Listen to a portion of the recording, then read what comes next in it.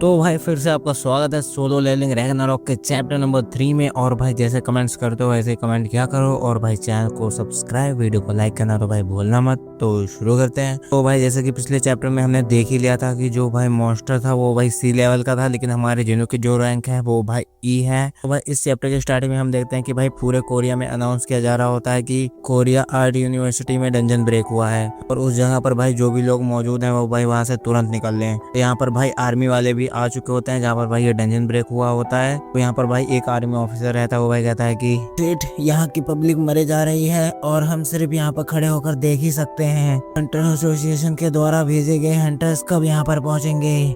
Sir, ऐसा लग रहा है कि बी रैंक के हंटर्स या उसके ऊपर के रैंक वाले हंटर्स को बुलाने में समय लग रहा है। बी रैंक का? क्या उन्होंने नहीं कहा था कि ये गेट डी रैंक का है? जो हंटर्स इस रेड में गए थे वो इन्फेक्टेड भी हो चुके हैं, शायद यही है वो।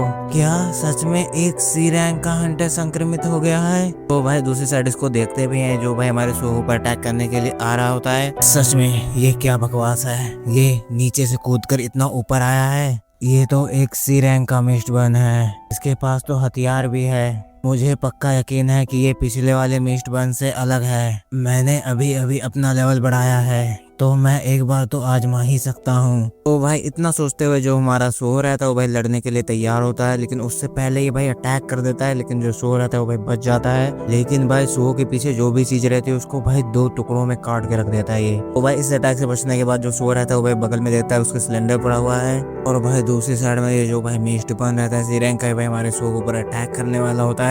लेकिन जो सोहो रहता है वो भाई जो सिलेंडर रहता है वही भाई उठा के बहा देता है। तो ये भाई सिलेंडर को दो टुकड़ों में कर लेता है, और भाई जो हमारा सोहो रहता है यहाँ से फटाक से निकल लेता है। तो यहाँ पर भाई पक्की बात है कि यहाँ पर सिलेंडर फटने से धमाका भी होगा। यहाँ पर भाई सिलेंडर को फटने से पहले हमारा जो सोहो रहता है वो भाई बाहर निकल लेता है। मैं इस मॉन्स्टर का सामना नहीं कर सकता, तो इसीलिए जागे हुए लोगों की रैंक भी रखी गई है। हंटर्स यहाँ पर कब आएंगे? अगर मैं दूसरे हंटर्स के आने तक यहाँ पर टिक सकूं तो। और भाई वो इतना सोचते हुए भाग ही रहा होता है, बट भाई पीछे से देखते हैं हम कि भाई वो मॉन्स्टर को कोई घंटा नहीं फर्क पड़ा होता, वो भाई बाहर आ रहा होता है। ये भाई सो को देखकर हंसने लगता है, बट भाई उसकी नजर अलग ही चली जाती है। तो ये बात भाई सो भी गैस कर लेता है कि वो भाई क्यों रुक गया। नहीं, ऐसा नहीं होना चाहिए। ये भाई जो मॉन्स्टर होता है ये भाई दूसरी बिल्डिंग में कुछ आदमियों को देख लेता है। तो भाई इन तीन लड़कियों में से एक लड़की ने देख लिया होता है, और वो भाई डर चुकी होती है पूरी तरह से, और तुरंत ही भाई ये मॉन्स्टर इन सबके ऊपर अटैक भी कर देता है। और भाई ये सब देख के जो हमारा सो रहता है वो भाई डर जाता है, और हम यहाँ पर देते हैं भाई इस मॉन्स्टर ने भाई उन लड़कियों का भी काम खत्म कर दिया। तो भाई सो का यहाँ पर भाई पछतावा होने लगता है कि भाई मैं क्यों भागा, मुझे उससे लड़ना चाहिए था। तो भाई ये सब देख के भाई सो को भी गुस्सा आ जाता है। सेठ, मैं हंटर्स के आने तक का इंतजार नहीं कर सकता। तो भाई इतना सोचते हुए जो सो रहता है वो भी भाई अटैक करने के लिए चला जाता है, और भाई जो सो रहता है भाई इसके पीछे से गर्दन पे एक लात बजाता है। मुझे इस मॉन्स्टर को रोकना होगा। और हम देखते कि यहाँ पर भाई सो की किक से भाई इसे कुछ घंटा फर्क नहीं पड़ा होता, और ये सब भाई हमारे सो की पावर्स के कारण हो रहा होता है, बिकॉज भाई सो भी ई रैंक का है, वो भाई सी रैंक का है। तो ये भाई अंधा पीछे की तरफ अपनी तलवार घुमा देता है, लेकिन जो सो रहता है वो भाई बच जाता है जैसे तैसे करके। इसके एक ही वार से मेरी जान जा सकती है, लेकिन मैं इसे ऐसे खुला ही नहीं छोड़ सकता। तो भाई इतना सो मन में कहने के बाद भाई कई सारे पंचेस बजा देता है इस मॉन्स्टर के ऊपर, और भाई मारने के साथ कुछ अटैक्स भी भाई उसके ब्लॉक कर रहा होता है, मतलब डॉज कर रहा होता है। तो यहाँ पर भाई जो कंटिन्यूस सो रहता है वो भाई पंचेस मारे जा रहा होता है। उसके बाद भाई जो सो रहता है वो भाई जंप करके इस मॉन्स्टर के ऊपर एक घुटना मारता है, और भाई इस अटैक से उसे कुछ घंटा नहीं फर्क पड़ता। ऊपर से हमारे सो के ऊपर ये भाई अटैक कर देता है, और भाई इस अटैक से हमारे सो के मुंह से भाई खून निकल जाता है। उसके बाद भाई ये सो के ऊपर एक लात मार के भाई सो को पीछे भेज देता है। तो यहाँ पर भाई हमारे सो की कंडीशन एकदम बेकार हो चुकी होती है, और यहाँ पर भाई जो ये मॉन्स्टर रहता है ये भाई हमारे सो की तरफ बढ़ने लगता है। और भाई यहाँ पर हमारे सो की जो एचपी रहती है वो भाई 140 में से 1 रहती है, लेकिन फिर भी भाई जो सो रहता है वो भाई उठते हुए धीमी आवाज में कहता है कि 1 पॉइंट भी होना बड़े सौभाग्य की बात है। शायद सिस्टम मुझे अभी गिरने नहीं देना चाहता।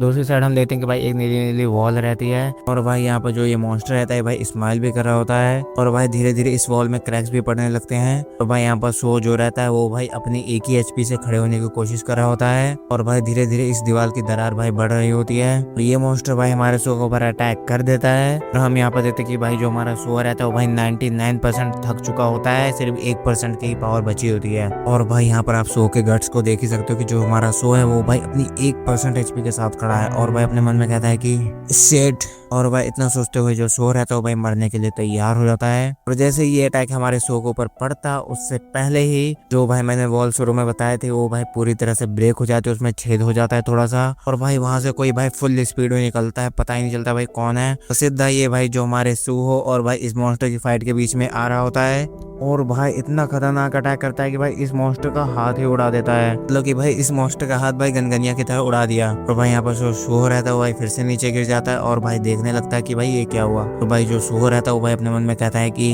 ए चीटी। तो भाई आपको पता चल गया होगा कि ये कौन है, ये है भाई हमारा बेरू। और भाई जो यहाँ पर बेरू रहता है वो भाई हमारे शो को हील करते हुए कहता है कि नहीं, ये सब मेरे देर करने की वजह से हुआ है। तो ये भाई जो मॉन्स्टर रहता है भाई फिर से हंसने लगता है, मतलब अटैक करने के लिए आ रहा होता है, लेकिन उसे नहीं पता कि भाई उसने किसको टच किया है। यहाँ पर भाई हमारा बेरू तो फुल्ली गुस्सा हो ही रहा था और भाई कहता है कि तुम लोग जरूर वही नीच कीड़े हो जो मेरे यंग मास्टर को हानि पहुंचाने की कोशिश की।